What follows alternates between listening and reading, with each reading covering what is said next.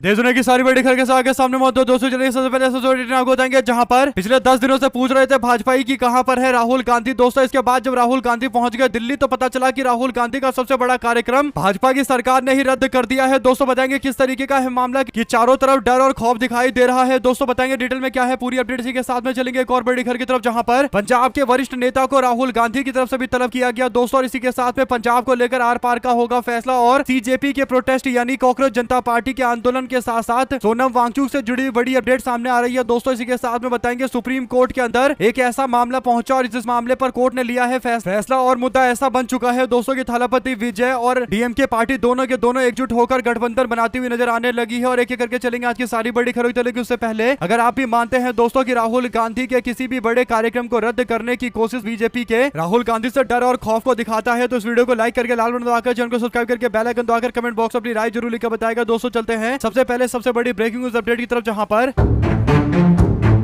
बीते दिन एक बार फिर से राहुल गांधी जोरदार तरीके से सक्रिय दिखाई दिए दोस्तों, क्योंकि बीजेपी के लोग पिछले 10 दिनों से सवाल उठा रहे थे कि आखिर राहुल गांधी कहां है और कौन से विदेश के दौरे पर गए हैं। दोस्तों जबकि बीजेपी की सरकार को सब पता था, इसके बावजूद बीजेपी के नेताओं के द्वारा जानबूझकर राहुल गांधी के खिलाफ माहौल बनाने के लिए बार बार बोला जा रहा था कि राहुल गांधी कहां है। जिसके बाद राहुल गांधी जब कल मल्लिकार्जुन खड़गे के घर पर पहुंचे दोस्तों और दिल्ली में पूरी तरीके से सक्रिय दिखाई दिए तो हलचल बीजेपी के उत्तराखंड के अंदर हो गई। दोस्तों हुआ ये कि राजस्थान के कोटा में राहुल गांधी ने पहली बार छात्रों की गूंज नाम का कार्यक्रम किया दोस्तों और छात्रों का मुद्दा उठाते हुए राहुल गांधी ने कांग्रेस पार्टी के कार्यकर्ताओं को हर जिले हर इकाई के अंदर इस मुद्दे को जोर शोर से पहुंचाने की बात कही, यानी छात्रों की गूंज नाम के कार्यक्रम हर स्तर पर हो रहे हैं दोस्तों। हर विधानसभा से लेकर हर लोकसभा की सीट, हर मंडल, जिला और हर जगह पर किया जा रहा है। इसका सीधा मतलब यह है कि कांग्रेस पार्टी छात्रों से इस पूरे मामले को लेकर जुड़ रही है दोस्तों। और राहुल गांधी की तरफ से 4 जगह पर रैली का प्लान बनाया गया था, जिसकी शुरुआत राजस्थान के कोटा से हुई दोस्तों और दूसरी रैली बिहार के पटना में होने वाली थी, जिसको रद्द कर दिया गया और बिहार पटना की जगह रैली को उत्तराखंड के देहरादून में शिफ्ट कर दिया गया दोस्तों। और इसका एक बड़ा कारण यह था कि बिहार के अंदर 2 संस्थानों के बीच में जोरदार तरीके का संघर्ष चल रहा है और किसी भी तरीके के बवाल से बचा जाए। और उत्तराखंड क्योंकि एक चुनावी राज्य है तो यहाँ पर आम जनता के लिए असली मुद्दे काफी ज्यादा सीरियस मुद्दे हैं और इसीलिए दोस्तों कांग्रेस पार्टी उत्तराखंड के देहरादून में 17 तारीख को अपना छात्रों की गूंज कार्यक्रम करने वाली थी। इसकी तैयारी जोर शोर से चल रही थी दोस्तों। ऐसे में राहुल गांधी के छात्रों की गूंज कार्यक्रम उत्तराखंड के अंदर बीजेपी के लोगों को इतना खटकने लगा दोस्तों, इतना खटकने लगा कि इन्होंने जैसी तैसी साजिश करते हुए राहुल गांधी के कार्यक्रम को रोकने की कोशिश की दोस्तों। बड़ी बात यह थी कि कांग्रेस पार्टी के नेता गणेश गोदियाल समेत पार्टी के सभी नेताओं ने मिलकर जैसे तैसे इस मामले पर बीजेपी को घेरने की कोशिश की दोस्तों। दरअसल जो बड़ी अपडेट है वो ये कि देहरादून के अंदर 17 जुलाई को राहुल गांधी की छात्रों की गूंज अभियान के तहत कार्यक्रम होने वाला है। इससे ठीक पहले बीजेपी की सरकार ने परेड ग्राउंड की अनुमति को ही यानी परमिशन को ही रद्द कर दिया है दोस्तों। बताया गया है कि ग्राउंड में दूसरा कार्यक्रम चल रहा है। जब देर रात कांग्रेस पार्टी के वरिष्ठ नेता और कार्यकर्ता परेड ग्राउंड पर पहुंचे तो वहां कोई कार्यक्रम नहीं चल रहा था, यानी 17 तारीख को यहां पर कोई कार्यक्रम होने वाला है, सरकार ये दावा कर रही है दोस्तों। जबकि मौके पर जाकर देखा गया तो पता चला कि ऐसा बिल्कुल भी कहीं भी कुछ भी नहीं है। ये साफ तौर पर बीजेपी सरकार राहुल गांधी के कार्यक्रम से डर गई है और साजिशन इन्होंने ग्राउंड की अनुमति को निरस्त कर दिया है, यानी कांग्रेस पार्टी को ये परेड ग्राउंड नहीं देना चाहते क्योंकि इन्हें लग रहा है कि इतनी ज्यादा बड़ी संख्या में लोग आएंगे कि भारतीय जनता पार्टी की सरकार को उत्तराखंड के अंदर टाटा अलविदा बाय बाय बोल देंगे। यही बड़ा कारण है दोस्तों कि अब राहुल गांधी को उनके कार्यक्रमों को दबाने की कोशिश की जा रही है। यानी राजस्थान के अंदर राहुल गांधी ने कोटा के अंदर अपना कार्यक्रम कर लिया और भारी संख्या में उनको समर्थन मिला, जिससे ये छात्रों की गूंज कार्यक्रम को आगे बढ़ाने का हौसला कांग्रेस को मिला और जगह जगह पर कार्यक्रम चलाए जा रहे हैं दोस्तों। इसके बाद जो दूसरा सबसे बड़ा कार्यक्रम उत्तराखंड के देहरादून के परेड ग्राउंड में होने वाला है, उसे रोकने के लिए साम दाम दंड भेद का इस्तेमाल शुरू कर दिया गया। यानी पहले बीजेपी के लोग बोलते हैं कि राहुल गांधी दिखाई नहीं दे रहे, राहुल गांधी देश में नहीं है, कहां है राहुल गांधी। और जब राहुल गांधी आते हैं दोस्तों और आते ही राहुल गांधी कहते हैं कि मैं 17 तारीख को उत्तराखंड के परेड ग्राउंड में पहुंच रहा हूं छात्रों की गूंज कार्यक्रम में, तो अब राहुल गांधी के कार्यक्रम को रद्द करने के लिए पूरी ताकत का इस्तेमाल इन्होंने कर दिया है। ऐसे में कांग्रेस पार्टी आज हाईकोर्ट का दरवाजा खटखटा सकती है दोस्तों। जरूरत पड़ेगी सुप्रीम कोर्ट जाएंगे, लेकिन रैली यहीं पर परेड ग्राउंड के अंदर ही होगी। यानी भाजपा की सरकार चाहे कुछ कर ले, कांग्रेस पार्टी परेड ग्राउंड के अंदर ही रैली करके दिखाएगी। परमिशन को रद्द करना है करे या फिर कुछ भी बहाना बनाए। हकीकत यह है कि जब परमिशन पहले मिल चुकी थी तो उसको रद्द करने का कोई औचित्य नहीं है और राहुल गांधी का कार्यक्रम डंके की चोट पर होगा। पार्टी कार्यकर्ताओं से साफ तौर पर प्रदेश अध्यक्ष ने इस बात को बोला है। अगर आप भी मानते हैं कि साफ तौर पर खौफ है, देखा जा सकता है, तो अपनी राय जरूर लिखकर बताएगा दोस्तों। ज्यादा से ज्यादा वीडियो को शेयर कीजिएगा। चलते हैं एक और बड़ी अपडेट की तरफ जहां पर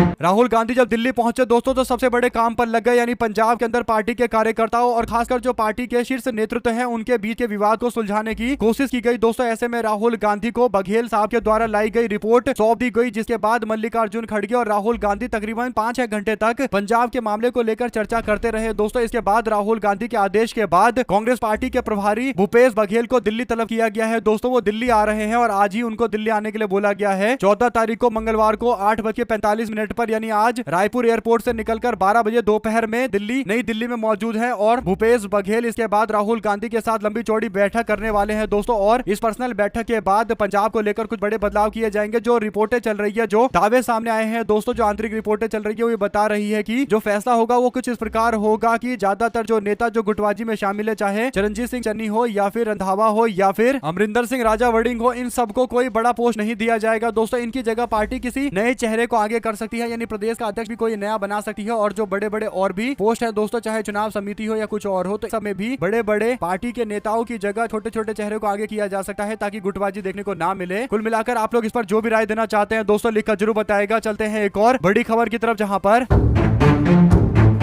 कांग्रेस जनता पार्टी ने मंगलवार को कहा कि उसने केंद्र के मंत्री जेपी नड्डा और लोकसभा में विपक्ष के नेता राहुल गांधी समेत विभिन्न दलों के नेताओं से संपर्क करके उनसे जंतर मंतर आने और कथित नीट प्रश्न पत्र लीक के खिलाफ प्रदर्शन कर रहे युवाओं का समर्थन करने का आग्रह किया है दोस्तों। और कांग्रेस जनता पार्टी के प्रवक्ता सौरभ दास ने एक्स पर पोस्ट करते हुए कहा कि उन्होंने और संगठन के संस्थापक अभिजीत दीपके ने 9 से 10 जुलाई के विभिन्न नेताओं को कथित नीट प्रश्न पत्र लीक के खिलाफ जंतर मंतर पर शांतिपूर्ण तरीके से प्रदर्शन में शामिल होने का आमंत्रण भेजा दोस्तों। और ये विरोध प्रदर्शन 25 दिनों से चल रहा है। दास ने कहा कि कांग्रेस जनता पार्टी ने जेपी नड्डा, राहुल गांधी के अलावा बीजेपी के राष्ट्रीय अध्यक्ष नितिन नवीन को भी इस कार्यक्रम में जुड़ने के लिए आंध्र प्रदेश के मुख्यमंत्री को भी बुलाया। तो ऐसे में दोस्तों इससे पहले अभिजीत दीपके बोल रहे थे कि किसी राजनीतिक पार्टी को नहीं बुलाएंगे। इसके बाद पार्टियों ने इनसे दूरी बनाई थी, लेकिन अब ये पार्टियों को बुला रहे हैं और फिर वो दावा कर रहे हैं कि पार्टी आ क्यों नहीं रही। अब तक तो उन्होंने बैन लगाया हुआ था, लेकिन अब वो मांग कर रहे हैं। तो अब देखना ये होगा कि इस पर कांग्रेस पार्टी की तरफ से क्या प्रतिक्रिया सामने आती है दोस्तों। कांग्रेस का कोई भी नेता कांग्रेस जनता पार्टी के आंदोलन को लेकर टिप्पणी नहीं कर रहा है दोस्तों, क्योंकि कांग्रेस पार्टी अपने स्तर पर ही छात्रों की गूंज कार्यक्रम के माध्यम से छात्रों का मुद्दा उठा रहे हैं। और बड़ी बात यह है कि हर जगह उठा रहे हैं दोस्तों, हर कोने में जाकर कांग्रेस पार्टी इस कार्यक्रम को कर रही है। यानी सबसे ज्यादा अगर कोई छात्रों का मुद्दा आज की डेट में उठा रहा है तो वो कांग्रेस पार्टी है। ये डंके की चोट पर बोला जा सकता है दोस्तों, बल्कि प्रूफ के साथ देखा जा सकता है। कांग्रेस पार्टी के किसी भी प्रदेश कमेटी की वेबसाइट पर जाकर या फिर उनके सोशल मीडिया पर जाकर देखा जा सकता है कि हर दिन कोई ना कोई कार्यक्रम चल रहा है और आम जनता के बीच में जागरूकता फैलाई जा रही है। अगर आप भी मानते हैं दोस्तों कि सोनम वांगचुक अनशन पर बैठे हुए हैं, जबकि कांग्रेस पार्टी की तरफ से अलग तरीके से विरोध प्रदर्शन चल रहा है दोस्तों और जगह जगह पर कार्यक्रम चल रहे हैं, छात्रों का मुद्दा उठाया जा रहा है। और केवल धर्मेंद्र प्रधान के इस्तीफे नहीं बल्कि पूरे शिक्षा के बदलाव की मांग की जा रही है, यानी शिक्षा में क्रांति की अपील को तेज किया जा रहा है। इस पर आपकी जो भी प्रतिक्रिया है लिखकर जरूर बताएगा। साथ साथ चलते हैं एक और बड़ी अपडेट, जहां पर दक्षिण भारत के अंदर जो राज्य है दोस्तों, उन राज्यों में एक बार फिर से विवाद पनपने जा रहा है, क्योंकि सुप्रीम कोर्ट ने मंगलवार को central board of secondary education यानी सीबीएसई की 3 लैंग्वेज पॉलिसी पर रोक लगाने से इंकार कर दिया दोस्तों। कोर्ट ने कहा कि कोई भी भाषा सीखना कभी बेकार नहीं होता, साथ ही इसे लागू करने के लिए आने वाली चुनौतियों को लेकर सरकार और सीबीएसई से जवाब मांगा गया है। 10 दिनों के अंदर जवाब मांगा गया है। अब 14 दिन के बाद 29 जुलाई को इस मामले की सुनवाई होगी। 3 लैंग्वेज पॉलिसी मौजूदा 2026-27 सेशन से लागू कर दी गई है। नई पॉलिसी के मुताबिक स्टूडेंट को 2 भारतीय भाषाएं और 1 विदेशी भाषा में पढ़ाई करनी पड़ेगी दोस्तों। ऐसे में उन्हें वे भाषाएं छोड़नी पड़ेगी जिन्हें वे क्लास 5 से लगातार पढ़ रहे हैं। याचिकाकर्ता का कहना है कि सीबीएसई ने तैयारी के बिना 3 भाषा नीति लागू कर दी है और स्कूलों में पर्याप्त टीचर भी नहीं है, किताबें और जरूरी एकेडमिक इंफ्रास्ट्रक्चर भी मौजूद नहीं है, जिससे स्टूडेंट और टीचर को परेशानी होगी और ज्यादा बड़ी परेशानी होगी। ऐसे में दोस्तों आनंद ग्रोवर जो वकील है याचिकाकर्ता के, उन्होंने पूरे मामले पर कहा कि अधिकार केवल एनसीईआरटी के पास है, सीबीएसई के पास ऐसे अधिकार नहीं है। वे विकल्प दिए भाषाएं थोप रहे हैं, यानी विकल्प नहीं दे रहे और भाषा थोप दे रहे हैं। अगर मैं संस्कृत के बजाय पंजाबी सीखना चाहूं तो ना शिक्षक उपलब्ध है और ना ही किताबें उपलब्ध है। एक बच्चे के तौर पर मुझे ऐसी भाषा सीखनी चाहिए जो मुझे रोजगार दिला सके। यानी बच्चे खुद से तय भी नहीं कर सकते कि वो कौन सा भाषा पढ़ना चाहते हैं दोस्तों, क्योंकि हर स्कूल के अंदर सारे लैंग्वेज के तो टीचर होंगे नहीं। इसके बाद दक्षिण के राज्यों के अंदर का विरोध और ज्यादा प्रखर रूप से सामने आने वाला है दोस्तों, क्योंकि ये मामला ही इतना सेंसिटिव, इतना संवेदनशील है दोस्तों। साथ ही साथ बंगाल के अंदर बीजेपी की सरकार बनने के बाद दोस्तों राज्य के पिछड़ा वर्ग आयोग ने उस फैसले को चुनौती देने वाली अलग अलग याचिका मंगलवार को सुप्रीम कोर्ट से वापस ले ली, जिसमें 75 मुस्लिम समुदाय के वर्गों को और 77 जातियों को अन्य पिछड़ा वर्ग का दर्जा रद्द कर दिया गया था। दोस्तों कोलकाता हाईकोर्ट ने मई 2024 में एक फैसला लिया। इन जातियों को यानी टोटल 77 जातियों को ओबीसी का रिजर्वेशन दिया गया था दोस्तों, यानी टोटल 77 में से 75 मुस्लिम समुदाय से जुड़ी हुई जातियां थी। दोस्तों कोलकाता हाईकोर्ट के फैसले को चुनौती दी गई थी सुप्रीम कोर्ट के अंदर ममता बनर्जी के सरकार के द्वारा, क्योंकि कोलकाता हाईकोर्ट ने फैसले को पलट दिया था और उन्होंने ओबीसी समाज में मुस्लिम समाज के लोगों के एक बड़े वर्ग यानी लगभग 75 जाति के लोगों को जो मुस्लिम समाज से जुड़ी हुई जातियां हैं उनको शामिल करने की बात कही थी, जिसे पूरी तरीके से खंडन किया गया। इस मामले को लेकर पहले सुप्रीम कोर्ट के अंदर वरिष्ठ वकील उतारे गए थे दोस्तों, लेकिन क्योंकि अब सरकार बदल गई है तो बीजेपी वालों को मुस्लिम समाज के लोगों के रिजर्वेशन के उनके आरक्षण की कोई चिंता नहीं है, तो इसीलिए कोई बड़ा बदलाव नहीं किया गया। इस पर आप लोग की क्या राय है दोस्तों, लिखकर जरूर बताएगा, क्योंकि राज्य के अंदर मुस्लिम समाज की एक बड़ी संख्या पिछड़े समाज में आती है दोस्तों, यानी पिछड़ी जातियों में आती है और उनको मिलने वाले हर तरीके के लाभ से कहीं ना कहीं जानबूझकर वंचित रखा जा रहा है, जिससे पता चलता है कि कहीं ना कहीं इन सारी राजनीतियों का नुकसान आम जनता को और इसमें भी मुस्लिम समाज के लोगों को हो रहा है दोस्तों, जो बड़ी संख्या में पिछड़ी समाज में जानी जाती है। लेकिन इसके बावजूद आरक्षण देने की जब बात आई तो इस पर पूरी राजनीति हुई और उसके बाद बीजेपी की सरकार बनी है, तो अभी मुस्लिम समाज के लोगों के जातियों को आरक्षण देने से मना कर दिया गया है। इस पर आप लोग 2 शब्द जरूर लिखकर बताइएगा दोस्तों। चलते हैं एक और बड़ी अपडेट तरफ, जहां पर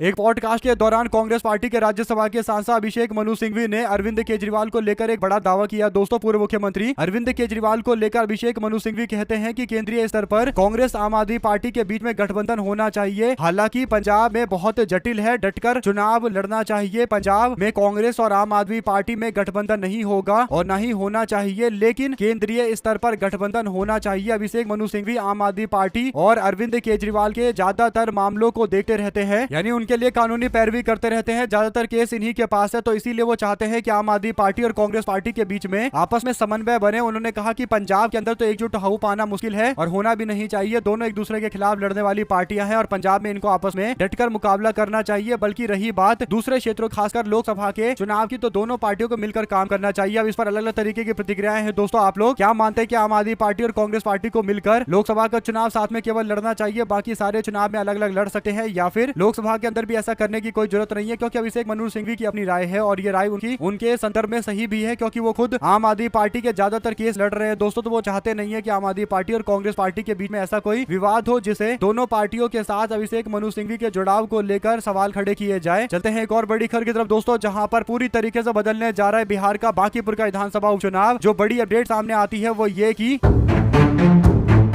पूर्व मंत्री शिवानंद तिवारी ने कहा कि पटना के बांकीपुर विधानसभा क्षेत्र के उपचुनाव में अब सभी उम्मीदवार मैदान में उतर आए हैं। बांकीपुर में इस बार परिस्थिति कुछ अलग ही नजर आ रही है। एक राजनीतिक कार्यकर्ता के रूप में इस चुनाव में प्रशांत किशोर का पलड़ा काफी ज्यादा भारी है दोस्तों, और ये बात कोई छोटे मोटे नेता नहीं बल्कि आरजेडी के वरिष्ठ नेता और पूर्व मंत्री बोल रहे हैं दोस्तों। शिवानंद तिवारी जो पूर्व मंत्री आरजेडी के वरिष्ठ नेता है, वो कहते हैं कि प्रशांत किशोर की स्थिति मजबूत है। प्रशांत का पलड़ा भारी होने के पीछे एक जो बड़ा कारण है वो ये कि महागठबंधन की स्थिति है। राष्ट्रीय जनता दल ने उसी महिला उम्मीदवार को मैदान में उतारा है जो पिछली बार हार चुकी है। चुनाव के सबसे निर्णायक समय में गठबंधन के प्रमुख नेता विदेश यानी तेजस्वी यादव के लिए कहा जा रहा है कि वो विदेश चले गए हैं, तो इसीलिए विपक्ष के अंदर थोड़ी कंफ्यूजन है और महागठबंधन इसीलिए आरजेडी के साथ आकर खड़ा होने की जगह वो प्रशांत किशोर के साथ आकर खड़े हो जाएंगे। जो आरजेडी के वोटर है वो भी और बीजेपी का एक बड़ा वर्ग दोस्तों, कहने का मतलब प्रशांत किशोर अपनी पार्टी की स्थापना यहाँ से करने जा रहे हैं आधिकारिक तौर पर। बांकीपुर पर प्रशांत किशोर का कब्जा हो सकता है। अगर ऐसा होता है तो जन स्वराज पार्टी की राजनीति में एंट्री शुरू हो जाएगी दोस्तों, और धमाकेदार अगर एंट्री होती है और बीजेपी के गढ़ बांकीपुर के अंदर अगर चुनाव जीत जाते हैं तो इससे बड़ा क्या होगा प्रशांत किशोर के लिए दोस्तों, और एक तरीके से ये बहुत बड़ी बात है। ऐसे में आप लोग क्या कुछ कहना चाहते हैं शिवानंद तिवारी के द्वारा दिए गए इस बयान पर, क्या कोई प्रतिक्रिया देना चाहते हैं? लिखकर जरूर बताएगा। साथ साथ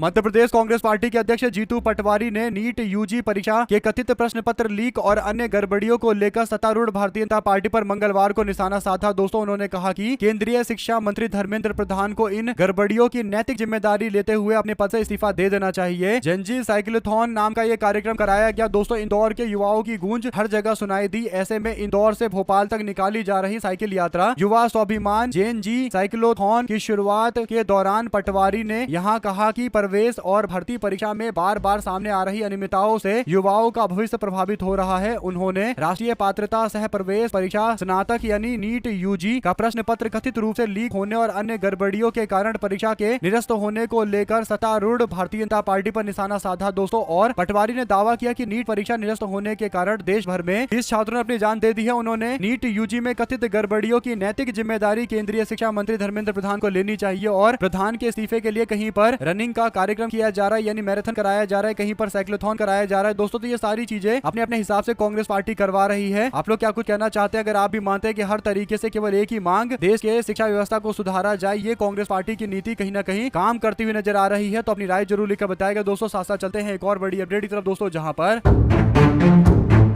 कांग्रेस के वरिष्ठ नेता और राज्यसभा के सांसद पवन खेड़ा ने सोमवार को बीजेपी और आरएसएस पर मंदिरों को संघ के लिए वसूली केंद्र बनाने का आरोप लगाया दोस्तों। अयोध्या के राम मंदिर में श्रद्धालुओं के चढ़ावा चोरी का उल्लेख करते हुए उन्होंने आरोप लगाया कि ये आस्था के नाम पर बने चोरी के कारोबारी मॉडल को दर्शाता है। पवन खेड़ा ने तिरुवनंतपुरम में कांग्रेस पार्टी की केरल इकाई के मुख्यालय में प्रेस वार्ता में कहा कि कांग्रेस उन लाखों श्रद्धालुओं की ओर से ये मुद्दा उठा रही है जिन्होंने राम मंदिर के निर्माण और देवता को चढ़ावे के तौर पर अपनी मेहनत की कमाई, गहने, कीमती सामान दान किए। इस चोरी को दिन दहाड़े डकैती बताते हुए उन्होंने कहा कि ये सिर्फ राम भक्तों के चढ़ावे की चोरी नहीं बल्कि श्री राम जन्मभूमि तीर्थ क्षेत्र ट्रस्ट में लोगों की आस्था और भरोसे का विश्वास को लूटने का मामला है। कांग्रेस के नेता ने कहा कि शीर्ष अदालत के आदेश पर गठित राम मंदिर को मंदिर की देखरेख, तीर्थ यात्रियों की व्यवस्था और भक्तों के चढ़ावे की सुरक्षा की जिम्मेदारी सौंपी गई, लेकिन ट्रस्ट अपनी जिम्मेदारी निभाने में नाकाम रहा और उसने भक्तों की आस्था के साथ में विश्वासघात किया है। आप लोग इस पर क्या कुछ राय देना चाहते हैं दोस्तों? लिखकर जरूर बताएगा। साथ साथ चलते हैं एक और बड़ी अपडेट की तरफ, जहां पर वोटर लिस्ट अपडेट को मिला ज्यादा समय। चुनाव आयोग ने बदला शेड्यूल और आंध्र प्रदेश और हरियाणा में एसआईआर की समय सीमा बढ़ाई गई दोस्तों। निर्वाचन आयोग ने मंगलवार को आंध्र प्रदेश और हरियाणा में मतदाता सूची के विशेष गहन पुनर्निरीक्षण यानी एसआईआर के तहत चल रही विभिन्न गतिविधियों की समय सीमा बढ़ा दी। आयोग ने इस संबंध में दोनों राज्य के मुख्य निर्वाचन अधिकारियों को अलग अलग पत्र भेजे दोस्तों। और पत्र के अनुसार हरियाणा और आंध्र प्रदेश में बूथ स्तरीय अधिकारियों यानी बीएलओ के द्वारा घर घर जाकर सत्यापन का कार्य अब 24 जुलाई तक जारी रहेगा। पहले इसके लिए 14 जुलाई तक की समय सीमा निर्धारित की गई थी। इस पूरे मामले पर आप लोग की जो भी राय है दोस्तों लिखकर जरूर बताएगा। साथ साथ चलते हैं एक और बड़ी अपडेट जहां पर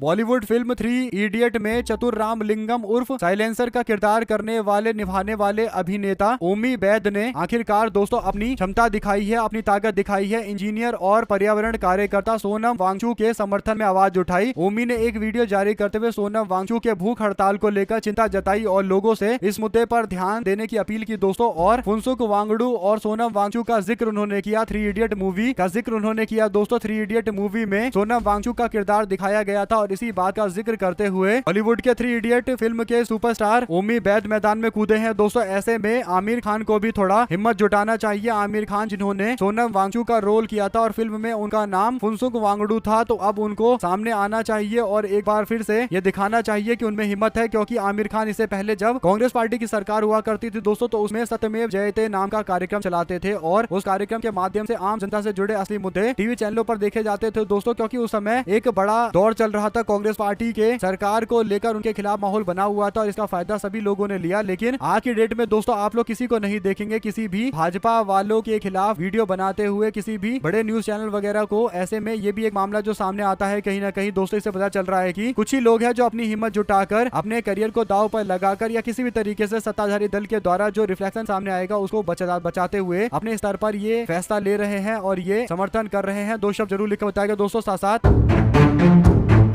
शिवसेना यूबीटी के सांसद संजय राउत ने कहा कि हम अभी इस मामले में कानूनी लड़ाई लड़ रहे हैं। पार्टी छोड़ने वाले 6 लोगों के लिए राजनीतिक रूप से टिके रहना आसान नहीं होगा, उनकी सदस्यता रद्द होने वाली है। संजय राउत ने कहा कि हम लोग तो कोर्ट का दरवाजा खटखटा ही रहे हैं। इन लोगों को चेतावनी देते हुए उन्होंने कहा कि जितने भी हैं ये सब के सब 6 के 6 सांसद, इन सब की सदस्यता हम रद्द करवा कर मानेंगे और जबकि इनकी सदस्यता रद्द होगी और ये दोबारा चुनाव में आएंगे तब इनको पता चल जाएगा कि इनके लिए आम जनता ने क्या विचार किए थे और इन्होंने शिवसेना यूबीटी को धोखा देकर क्या कुछ किया है। साथ साथ चुनाव आयोग ने आंध्र प्रदेश और हरियाणा में एसआईआर की समय सीमा बढ़ाई। 3 अक्टूबर को फाइनल लिस्ट आएगी दोस्तों। दोनों राज्यों के अंदर बीएलओ घर घर जाकर 1 जून से लेकर 24 जुलाई के बीच में सर्वे कर रहे हैं। दावे और आपत्ति दाखिल करने के लिए 31 जुलाई से 30 अगस्त तक का टाइम दिया गया है। नोटिस देने या दावे और आपत्तियों के निपटारे के लिए काम 31 जुलाई से 28 सितंबर के बीच में किया जाएगा। तो ये एक बड़ा काम है दोस्तों। और आप लोग की खुद की क्या राय है दोस्तों लिखकर जरूर बताएगा। साथ साथ चलते हैं एक और बड़ी अपडेट तक, जहां पर बांकीपुर के उपचुनाव को लेकर बीजेपी की तरफ से अपने प्रचारकों की लिस्ट जारी कर दी गई है दोस्तों, जिसमें नितिन नवीन, सम्राट चौधरी, संजय सारोगी के साथ साथ विनोद तावड़े, दीपक प्रकाश, नित्यानंद राय, गिरिराज सिंह, राधा मोहन सिंह, संजय जायसवाल का नाम है, रविशंकर प्रसाद, सतीश चंद्र दुबे, राजभूषण चौधरी, मंगल पांडे, दिलीप जायसवाल, अश्वनी कुमार चौबे, विजय कुमार सिन्हा के साथ साथ प्रमोद चंद्रवंशी, मनोज तिवारी और जीवेश कुमार के साथ साथ जनक राम और राम कृपाल यादव, मिथिलेश तिवारी, केदार प्रसाद गुप्ता के साथ साथ लखेंद्र पासवान और संजीव चौरसिया, पवन सिंह के साथ साथ रेणु देवी और मैथिली ठाकुर के साथ साथ शीला प्रजापति और कृष्ण कुमार मंटूस के साथ साथ संजय गुप्ता और रत्नेश कुमार, मनोज शर्मा, सीता साहू और रश्मि चंद्रवंशी और आनंद मिश्रा का नाम है दोस्तों। सरोज रंजन पटेल, बलराम मंडल और सुषमा साहू के साथ साथ रूप नारायण मेहता का नाम भी जोड़ा गया है। तो ये सारे के सारे बीजेपी के स्टार प्रचारक है दोस्तों, यानी सारे के सारे भारतीय जनता पार्टी के जो राज्य के बड़े नेता हैं उन सबको जिम्मेदारी दी गई है। हालांकि दूसरी तरफ से प्रशांत किशोर मैदान में उतरे हुए हैं तो वो अपने आप में स्टार प्रचारक है दोस्तों। तो स्टार है एक तरफ, दूसरी तरफ बीजेपी के खुद के लोग हैं। देखते हैं आम जनता क्या चुनती है। साथ साथ